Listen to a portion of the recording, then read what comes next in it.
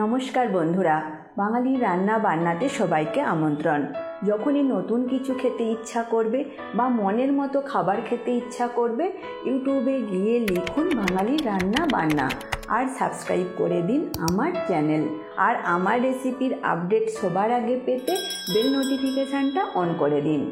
তাহলে চলুন দেখে নেওয়া যাক আজ আমি কী রেসিপি নিয়ে আসলাম। আজ আমি শেয়ার করব চিংড়ি মাছের এক রেসিপি। এটাকে বলতে পারেন চিংড়ি মাছের পাতুরি বা পাতায় চিংড়ি বড়া। তাহলে দেরি না করে দেখে নিন এই অসাধারণ চিংড়ি মাছের রেসিপি আমি কিভাবে বানিয়ে থাকি। এখানে 100 গ্রাম চিংড়ি মাছ নিয়েছি। এখন এই চিংড়ি মাছ পেস্ট বানানোর জন্য মিক্সির জারের মধ্যে নিয়ে নেব। এতে 1 টেবিল চামচ দেব নারকেল কোড়া, পরিমাণ মতো নুন, সামান্য হলুদ গুঁড়ো আর দেব 1টা কাঁচা লঙ্কা। এখন এই সব উপকরণ জল না দিয়েই পেস্ট বানাবো, তবে খুব বেশি পেস্ট বানাবো না, শুধু চিংড়ি মাছগুলো একটু আধ ভাঙা করে নেব। দেখতেই পাচ্ছেন চিংড়ি মাছগুলো একটু গোটা গোটা রেখেছি। এখন এই মিশ্রণ একটা পাত্রে নিয়ে নেব। এবার এতে 1 টেবিল চামচের মতো সর্ষের তেল দিচ্ছি। তেল সব উপকরণের সাথে মেখে নেব। এই রান্নার জন্য আমি 50 গ্রাম ছোলার ডাল ধুয়ে ভিজিয়ে রেখেছি, যাতে বাটতে সুবিধা হয়। তবে এটা রান্না 3 থেকে 4 ঘন্টা আগে ভিজিয়ে দিলেই কিন্তু হবে। ডাল পেস্ট বানানোর সময় এতটা জল লাগবে না, তাই এই জল ফেলে দেব। ডালের জল ফেলে দিয়েছি। এবার এটা পেস্ট বানাবো, তাই মিক্সির জারের মধ্যে নিয়ে নেব। এতে দিচ্ছি অল্প একটু আদা কুচি, 2 কোয়া রসুন, ঝাল বুঝে দেব লঙ্কা গুঁড়ো, সামান্য হলুদ গুঁড়ো, দিচ্ছি পরিমাণ মতো নুন আর দেব সামান্য জল। এখন এই সব উপকরণ পেস্ট বানিয়ে নেব। সব উপকরণ পেস্ট বানিয়ে নিয়েছি। ডাল বাটাটাও একটা পাত্রে নিয়ে নেব।